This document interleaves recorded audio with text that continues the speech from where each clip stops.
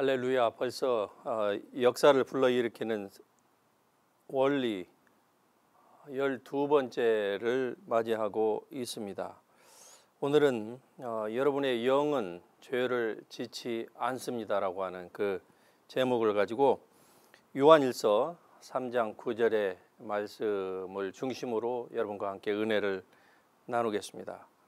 하나님께로부터 난 자마다 죄를 짓지 아니하나니 이는 하나님의 씨가 그 속에 거함이요 그도 범죄하지 못하는 것은 하나님께로부터 났음이라. 아멘. 많은 그리스도인들이 이 본문의 말씀을 이해하기 어려워하는 이유는 바로 죄를 짓지 아니한다고 말씀하고 있는 부분 때문에 그렇습니다. 이 본문의 말씀과 자기 자신의 상태, 즉 죄를 짓고 날마다 사는 그 상태가 서로 모순이기 때문에 본문의 말씀이 이해가 되지 않는 거예요. 하나님께로부터 난 자마다, 즉 거듭난 그리스도인은 죄를 짓지 아니한다 이렇게 말씀해요. 그런데 실제적으로 죄를 짓고 있거든요. 그렇기 때문에 이 말씀이 이해가 안 되는 거예요.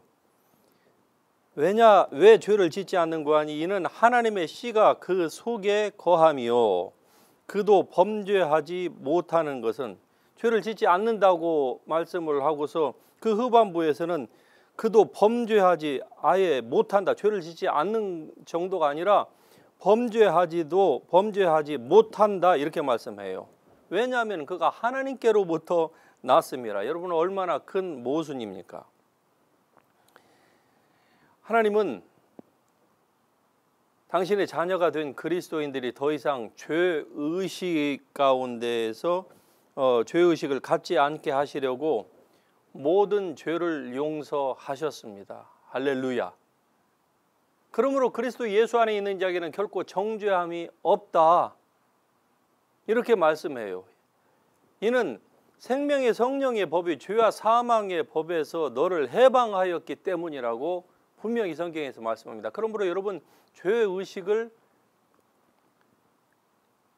죄의식이 여러분 가운데서 일어나는 것은 사실이지만은, 그러나 그 정죄감에 여러분이 피해자는 될 필요가 없습니다. 하지만 문제는 대부분의 그리스도인들이 이 사실을 알지 못하기 때문에 정죄감에 시달려요. 그래서 하나님의 말씀을 읽으면은 이해가 안 되는 겁니다. 그리스도 예수 안에 있는 자에게는 결코 정죄함이 없다. There is no condemnation.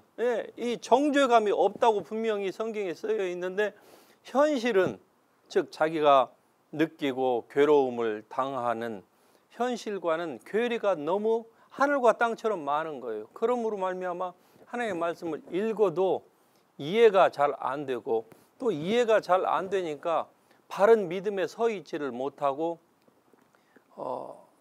서로 야합하듯이 그냥 현실 타협하면서 살아야 되니까 그렇게 신앙생활을 하면서 그리스도인의 삶은 다 그런 거야. 많은 사람들이 그렇게 생각을 합니다. 그러니까 그리스도인의 삶이나 다른 기독교 밖의 종교인의 삶이나 다를 바가 별로 없는 것이죠. 물론 우리는 구원이 있습니다. 저쪽은 구원을 얘기하지만 가짜 구원이고, 그런데 하나님은 이 구원을 예수 믿고 천당만 말씀하신 것이 아니에요. 중요한 것은 우리의 이 땅에서의 삶입니다. 왜 여러분을 구원해 주셨습니까? 죄와 허물로 죽었던 왜 저 같은 이러한 죄인 중에 괴수와 같은 사람까지도 하나님께서 왜 구원해 주셨습니까? 예수 믿고 천당 가라고 하나님께서 구원해 주셨습니까? 물론 그것도 맞는 말씀이죠. 하지만 예수 믿고 천당이 다가 아닙니다. 중요한 것은 하나님의 잃어버린 형상들을, 하나님의 죄 때문에 잃어버린 자녀들, 지금 이 세상이 지옥으로 변해가고 있잖아요. 사람들이 넓은 길로 가지 말라고 하는데도 가잖아요. 예수님께서 우리를 위해서 죽으셨음에도 불구하고 그 길을 가지를 못하고 있어요. 마귀에게 속아서 그렇습니다. 마귀가 사람들을 그렇게 계속적으로 속이고 있는 것이 아닙니까? 이로 말미암아서 사람들이 죄 가운데로 가는데, 여러분을 구해주신 이유는 바로 사명을 감당하라고 주신 것입니다. 단지 예수 믿고 구원받고 교회 가서 열심히 봉사하고 섬기고 그것이 다가 아니에요. 그런 삶을 여러분이 사시면은요, 나중에는 번아웃 됩니다. 저는 그런 분들을 굉장히 많이 만나봤죠. 저도 이 하나님의 말씀의 진면목을 제대로 깨닫기 전에는 정말로 저도 종교인의 삶을 살았고, 그리고 살다가 목회하다가 사역하다가 지쳐서 쓰러졌고, 그로 말미암아서 낙심했고 삶이 곤두박질 쳤고, 이러한 경험을 여러분들과 같이 저도 다 한 사람입니다. 그렇기 때문에 잘 알아요. 제가 집회를 하면서 자연스럽게 은사에 대해서 말을 합니다. 은사에 대해서 저는 전혀 몰랐던 사람입니다. 기독교 3대 집안에서 태어났지요. 장로교에서 그 집안에서 자랐고 목사가 되었습니다. 그런데 성경은 누구 못지않게 많이 읽었고, 그리고 하나님의 말씀의 중요성, 성경의 정확, 그 무오성, 이러한 것들은 기본적인 베이직한 이러한 그 doctrine, 교리들은 저도 다 알고 있었어요. 하지만 알고 있는 것과 실제의 삶에서 하나님의 능력이 나타나는 것과 별개라고 하는 그 컨셉 자체가 전에는 없었습니다. 제가 저를 가르쳤던 분들, 제 주위에 있던 분들, 제가 살아왔던 그 삶을 보면은 그냥 그렇게 사는 것이 그리스도인의 삶의 전부라고 저는 생각을 그렇게 알고 있었기 때문에 그렇게 살아왔던 거예요. 그런데 2005년에 예수님을 만났습니다. 즉 체험적으로 만나게 된 것이죠. 예수님과 4시간 동안에 밤이 맞도록 그 산중에서 예수님과 독대하는 이러한 은혜를 누렸습니다. 그 이후로 저의 삶이 바뀌었습니다.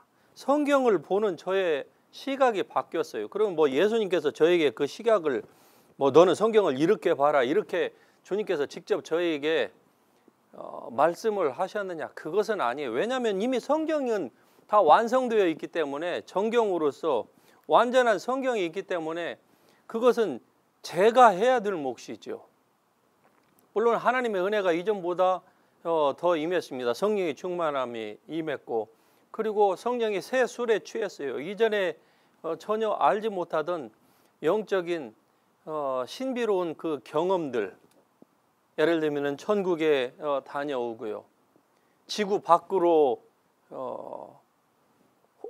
영이 이탈되어서 나가는 이러한 신비한 경험들도 하고, 물론 예수님과의 그 4시간의 독대를 통하여서 참 많은 말씀을 주님으로부터 들었지요. 그러나 제가 주님으로부터 들었다고 해서 그 4시간의 독대가 중요하기는 합니다만, 그러나 그것이 성경보다는 중요하지 않습니다. 그 모든 대화의 내용을 제가 지금 여러분에게 자신 있게 드릴 수 있는 것이 있다고 하면은, 그 예수님이 저에게 말씀하셨고, 제가 주님의 물음에 대답하였고, 또 제가 또 궁금한 것들을 질문하였고 하는 이런 모든 것들은 다 성경에 나와 있는 내용이었습니다. 그 원리적으로나 또는 말씀을 정확하게 인용을 하거나, 어쨌든 성경과 일치되는 내용이었습니다. 물론 성경과 일치되지 않는 내용이 만일에 저의 생각 속에서 일어나는 것이 있다, 그러면은 그것은 저는 과감하게 쓰레기처럼 여기고 버립니다. 왜냐하면 하나님의 말씀이 전부이기 때문에 그래요. 그러면은 예수님을 만나기 전에, 성령 체험을 하기 전에 저의 성경 지식과 후의 성경 지식의 차이는 무엇입니까?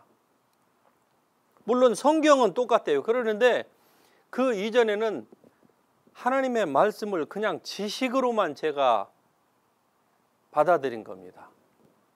그래서 지식적으로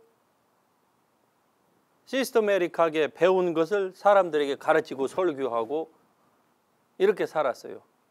문제는 성경이 잘못된 것이 아니라 저의 지식에 프로블럼이 있었던 거예요. 하나님 말씀은 알기는 알되 하나님의 말씀의 그 진면목을 알지 못하고 영적인 세계에 대한 그 무지함 때문에 영이신 하나님을 영이요 생명인 하나님의 그 말씀으로 바로 이해하지 못하니까 영이신 하나님까지 바로 이해하지 못하는 거예요. 그렇다고 해서 제가 구원 못 받았다는 것도 아니고 구원받은 것이 무슨 취소된다고 하는 것도 아닙니다. 하지만 제가 하나님의 말씀을 제대로 이해하지 못하니까 거기에서부터 저의 삶의 첫째, 능력이 나타나지를 않아요. 여러분, 능력이라고 할 때 무엇을 제가 여러분에게 말씀하시는지 캐치하실 수가 있겠습니까? 가장 먼저 생각해 보십시다. 믿는 자들에게는 이런 표적이 따르리니 하면서 내 이름으로 너희가 귀신을 쫓아내고 새 방언을 말하고 병든 사람에게 손을 얹은 즉 나았고 뱀과 전갈을 잡으며 즉 마귀를 제어할 수 있는 이러한 것들 능력이 믿는 사람에게는 당연히 따른다고 성경이 말씀합니다. 그런데 저의 삶에 있어서 성경을 그렇게 알고 오랫동안 신학을 그렇게 10여 년 가까이 공부를 하고 했음에도 불구하고 그러한 능력이 저에게서 나타났느냐? 아닙니다. 그냥 말로만 했어요. 말과 혀로만 하나님의 말씀을 증거했습니다. 그리고 실제적으로 아무것도 나타나지 않으니까 어떻습니까? 자신감이 없는 것이죠. 말로는 자신감이 있다고 하지만 속에서는 자신감이 전혀 없어요. 구원받은 확신은 있지만은 그래서 천국 간다고 하는 그 확신도 있습니다. 그런데 중요한 건 삶에서 자신감이 없는 거예요. 신앙적인 자신감이. 그러면은 예수님을 만나고 난 이후에 저의 삶은 어떻게 변했느냐? 하나님의 말씀을 읽을 때에 제가 그게 리얼리스틱하게 이 말씀이 저에게 다가오는 것을 느꼈습니다. 이런 측면에서 저는 모든 그리스도인이 영적인 체험의 단계를 반드시 거칠 필요가 있다, 이렇게 말씀드리고 싶습니다. 물론 영적인 체험이 없어도 하나님의 자녀의 신분이 변화되는 것은 아무것도 없습니다. 그러나 영적인 체험이 없으면은요, 확신함이 없어요. 그리고 죄에 대해서 쉽게 넘어집니다. 그리고 영적인 체험이 없으니까 성경을 가르치는 데에 어떤 일이 발생을 하는지 아시겠습니까? 제가 책에서 읽은 유명한 어느 미국인 신학자가 한 말입니다. 그가 성경이 나오는 방언과 그리고 성령의 은사들을 거부했습니다.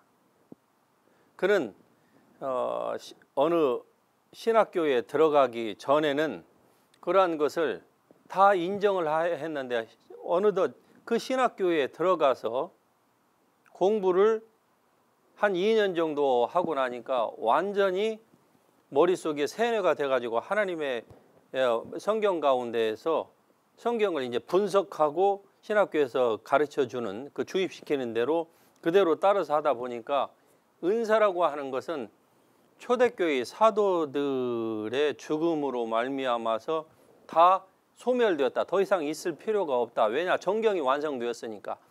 이런 생각을 갖게 되면서부터 자기가 은사에 대한 반대자가 됐다고 고백했습니다. 그런데 그가 나중에는 삶의 여러 가지 많은 어려움들을 겪고 또 인생의 시간들을 지나면서 결국은 다시 옛날로 돌아가서 성령의 은사가 지금도 현존하고 있고 성경이 사실이라고 하는 것을 다시 고백을 하면서 그가 뭐라고 얘기한 줄 압니까? 내가 그렇게 된 것은 아주 경건하고 그리고 세계적으로 유명한 이 나에게 영향을 미쳤던 강해 설교자의 그 설교 때문이었다. 그가 그렇게 얘기를 해요. 그것 때문에 이러한 것이 없어도 즉 영적인 것이 저분들의 그 하는 얘기를 가운데서 저분이 맞다. 저렇게 경건하고 사람들에게 유명하고 그리고 하나님 말씀을 저렇게 잘 전하는 저것을 볼 때에 저 강해 설교가의 말씀이 맞구나. 그래서 신학교에서 배운 은사, 기적, 중지론에 대한 그 신학적인 이론과 그 강해 설교가가 얘기한 것을 같이 접목을 해보니까 일맥상통하여서 그것을 본인의 삶에 받아들인 거예요. 받아들이면은 그것이 그에게 믿음이 되는 것이죠. 여러분 오늘날도 이러한 분들이 교회 안에서 대단히 많습니다. 그리스도인들 가운데 이런 분들이 많아요. 제가 경험하고 또 상담하고 한 많은 그리스도인들을 보면은요,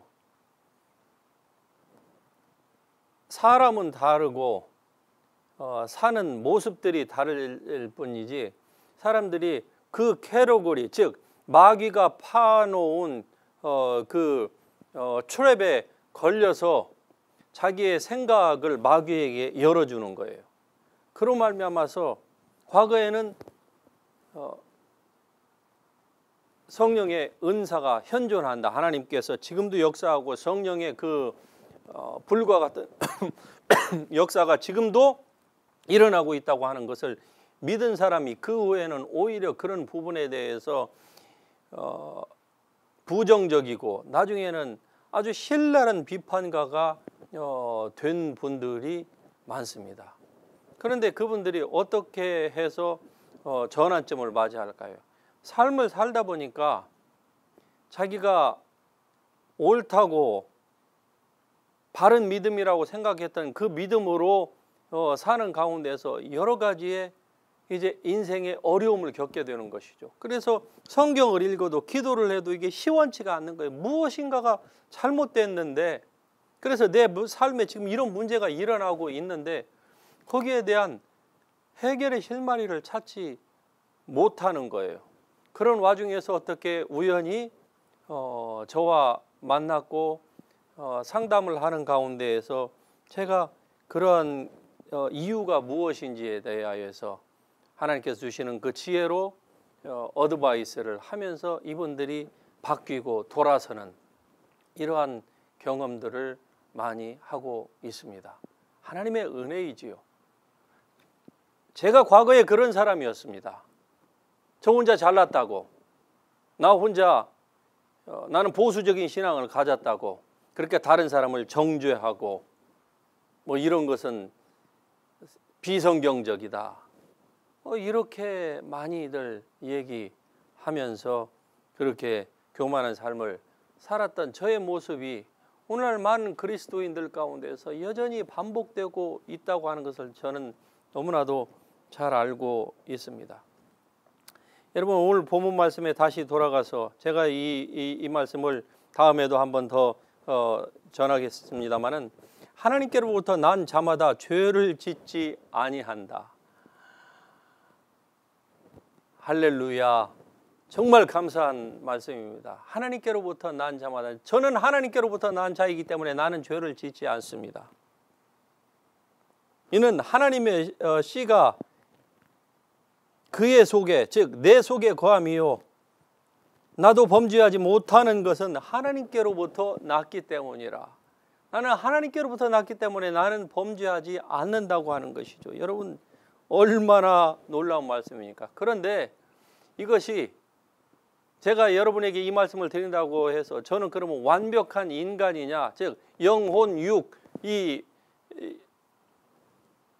세 파트가 다 완벽한 예수님과 같은 인간이냐? 아닙니다. 즉 이 말씀을 요한일서 3장 9절에 나오는 이 말씀을 여러분이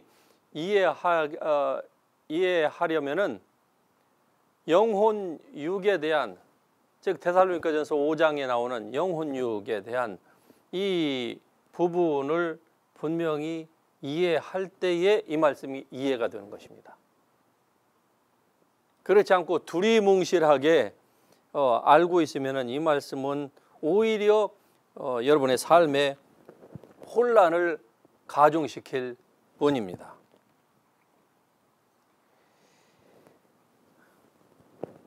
여러분의 영의 사람은 완전합니다. 그러므로 여러분의 영은 더 이상 죄를 짓지 않습니다. 에베소서 1장에 나오는 말씀이 그것을 우리에게 증명해 주고 있습니다. 성령으로 말미암아 우리를 하나님께서 인치셨습니다. 인치셨기 때문에 구원받은, 즉 거듭난 후에 신자의 삶은 비록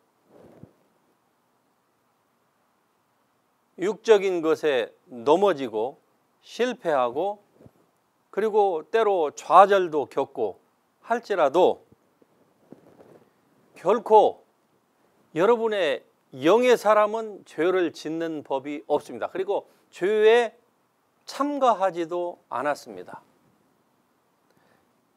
왜냐하면은 그도 범죄하지 못하는 것은 하나님께로부터 났기 때문이라. 하나님의 씨가 그 속에 있기 때문에, 즉 영의 사람 속에 있는 거예요. 우리의 육의 사람이 아닙니다. 우리의 혼의 영역도 아니고 영의 사람은 죄를 짓지 않습니다. 죄에 동참하지도 않았습니다. 그리고 여러분, 어떠한 죄도 여러분의 영의 사람 속에는 침투하지를 못했습니다. 단지 여러분의 몸에 침투를 한 거예요. 여러분의 생각이 더러워짐으로 말미암아, 즉 하나님의 말씀으로 새롭게 되지 못함으로 말미암아 생각이 불결해졌죠. 그로 인하여서 마귀가 틈을 탄 것입니다. 그래서 몸이 죄를 짓는 데에까지 이르게 된 거예요. 손과 발이 그렇게 움직였습니다. 입이 그렇게 움직였고 여러분의 생각으로 말미암아서 여러분의 행동이 그렇게 나온 거예요.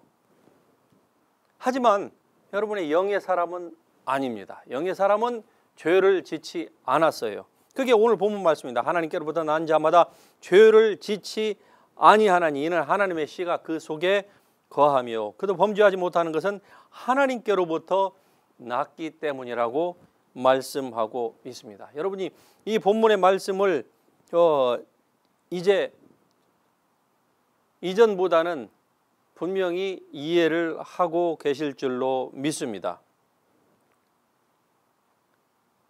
여러분의 영의 사람의 그 상태에 대해서, 누구든지 그리스도 안에 있으면 새로운 피조물이라, 그 새로운 피조물의 상태에 대해서 성경으로부터 여러분이 이 계시 지식을 깨닫지 못한다고 하면은, 특별히 요한 1서 3장 9절 오늘 본문의 이 말씀은 이해할 수가 없습니다. 그래서 늘 충돌이 일어나는 것이죠. 나는 죄를 짓고 사는데, 물론 죄를 짓기를 원치 않아요. 그러는데 많은 사람들이, 모든 사람들이 죄를 짓지 않는 사람은 한 사람도 없습니다. 하지만 모든 사람들이 다 죄를 즐거워하는 건 아니에요.